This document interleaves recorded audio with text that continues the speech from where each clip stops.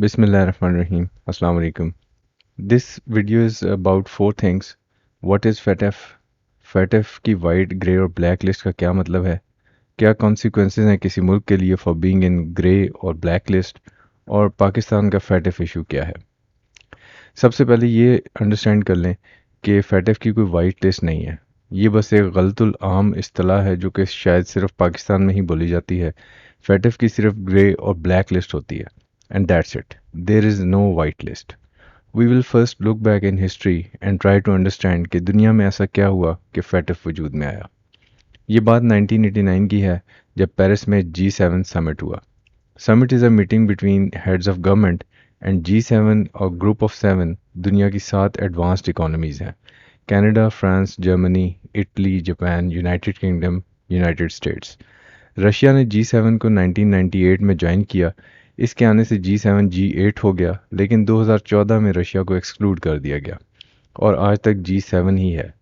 China G7 का कभी भी मेंबर नहीं रहा. G7 कंट्रीज़ के ख्याल में चाइना की वेल्थ पर पर्सन अभी इतनी नहीं है कि G7 में शामिल किया जा सके. European union is not a member. ये ममालिक सिर्फ G7 समिट को अटेंड करते हैं. यूरोपियन यूनियन में 27 ममालिक शामिल हैं. यूके यूरोपियन यूनियन का फाउंडिंग मेंबर था, लेकिन 2020 में यूके यूरोपियन यूनियन से अलहदा हो गया. ब्रेग्जिट का वर्ड आपने सुना होगा, लेकिन इसके बारे में बात हम किसी अलहदा वीडियो में करेंगे. So coming back to G7 summit in 1989, इस समिट में दुनिया के मनी लॉन्ड्रिंग के इशू को हाईलाइट किया गया.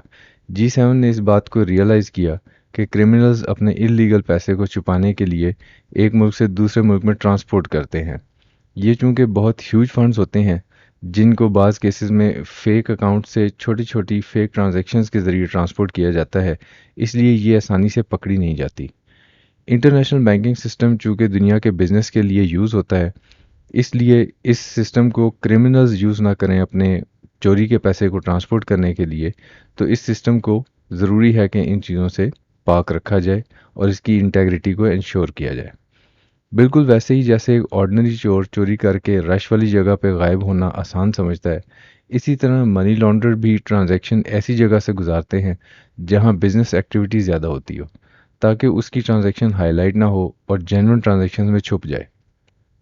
काफ़ी हद तक ये स्ट्रेटजी कामयाब रहती है, लेकिन ज़्यादा मसला इस पैसे के गलत इस्तेमाल से होता है, क्योंकि ये पैसा फिर ड्रग वगैरह के बिजनेस के लिए भी इस्तेमाल होता है.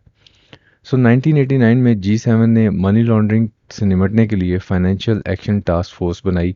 इसको FATF एब्रीविएट किया जाता है. FATF के टोटल 39 मेंबर कंट्रीज़ हैं, जिनमें 2 रीजनल ऑर्गेनाइजेशंस भी शामिल हैं. FATF की ऑफिशियल टर्मिनोलॉजी में कंट्री को ज्यूरिसडिक्शन कहा जाता है. चाइना, इंडिया और इजराइल यहाँ काबिल ज़िक्र मेंबर्स हैं.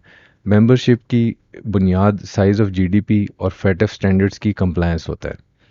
मेनली FATF का काम ये है कि इंटरनेशनल फाइनेंशियल सिस्टम की इंटेग्रिटी को इंश्योर किया जाए. इसके लिए FATF स्टैंडर्ड सेट करेगा और दुनिया के ममालिक को इन स्टैंडर्ड्स को कंप्लाई करना होगा. इसको FATF रिकमेंडेशंस कहा जाता है. इन स्टैंडर्ड्स के नतीजे में दुनिया के ममालिक को कानून साजी करनी होती है और इन लॉज को फिर इम्प्लीमेंट करना होता है, और जिसको FATF रिव्यू करता है. FATF इसको मेथडोलॉजी के नाम से डॉक्यूमेंट करता है. FATF की डिसीजन मेकिंग बॉडी को FATF प्लेनरी कहते हैं. ये साल में 3 मरतबा अपना इजलास करते हैं. 9/11 के बाद से FATF को एंटी मनी लॉन्ड्रिंग AML के साथ साथ एक और काम भी दे दिया गया, और वो था combating financing of terrorism CFT. यानी FATF अब दुनिया के ममालिक को 2 चीज़ों के लिए इवेल्यूएट करता है कि किसी मुल्क का पैसा मनी लॉन्डर होकर किसी दूसरे मुल्क में ना जाए, और दूसरा ये कि किसी मुल्क का पैसा दूसरे मुल्क में टेरर फाइनेंसिंग के लिए इस्तेमाल ना हो. इन चीज़ों को इंश्योर करने के लिए दुनिया के ममालिक के लीगल और बैंकिंग सिस्टम को एवेल्यूएट किया जाता है, और अगर इन कामों को रोकने के लिए सिरे से कानून ही मौजूद ना हो तो उस मुल्क को एक्शन पॉइंट्स बताए जाते हैं ताकि वो इन मैटर्स के ऊपर कानून साजी करे. और अगर कानून तो हो लेकिन क्रिमिनल्स फिर भी कोई ना कोई उसका जुगाड़ निकाल लेते हों, तो फिर इम्प्लीमेंटेशन ऑफ लॉ के लिए एक्शन पॉइंट्स बताए जाते हैं. याद रहे कि FATF की सिर्फ 2 लिस्ट हैं, ग्रे और ब्लैक. जो कंट्रीज़ FATF स्टैंडर्ड्स से फुली कंप्लायंट होते हैं, इनको किसी भी लिस्ट में नहीं रखा जाता.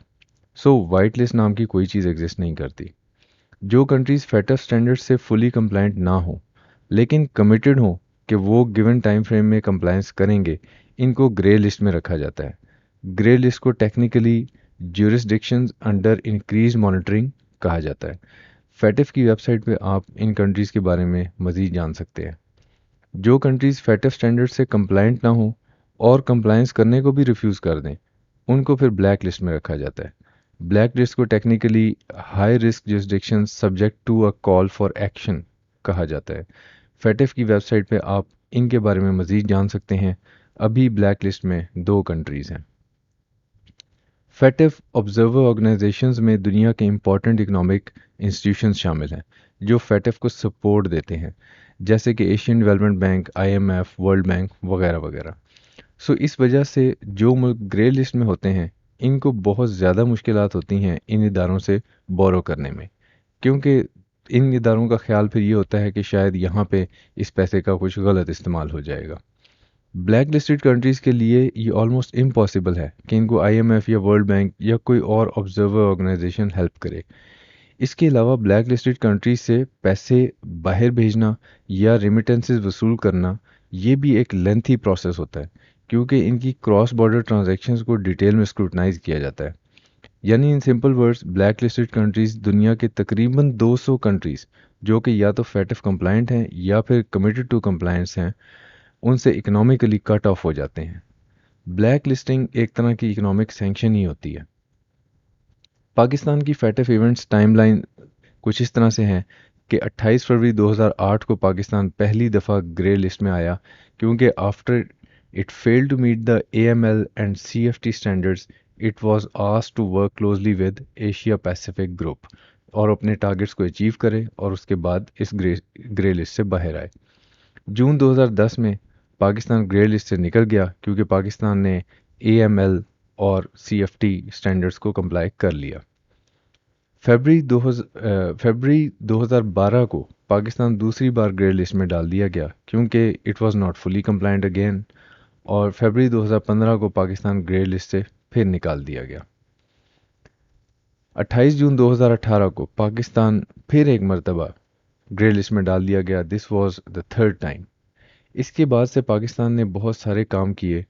फॉर एग्ज़ाम्पल, मई 2019 में पाकिस्तान कस्टम्स ने करेंसी स्मगलिंग से निपटने के लिए directorate of cross border currency movement establish किया।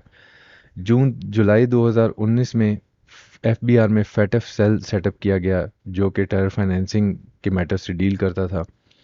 अगस्त 2019 में एक high powered national FATF coordination committee बनाई गई जो कि फेटफ के टारगेट्स को पूरा करने को यकीनी बनाना था, जिसका के काम अक्टूबर 2019 में इंटीरियर मिनिस्ट्री में फेटफ सेल स्टैब्लिश किया गया। फरवरी 2020 में FBR ने रियल एस्टेट और ज्वेलरी ट्रेडर्स के लिए रूल्स इंप्लीमेंट किए। अगस्त और सितंबर 2020 में 6 फेटफ रिलेटेड बिल्स को पास किया गया और अक्टूबर 2020 में SCCP फेटफ की तमाम तर रिक्वायरमेंट्स को कंप्लाई कर चुका था। अक्टूबर 2020 तक पाकिस्तान 27 में से 21 रिक्वायरमेंट्स पूरी कर चुका था और जून 2022 तक पाकिस्तान फेटफ की सारी रिक्वायरमेंट्स पूरी कर चुका है।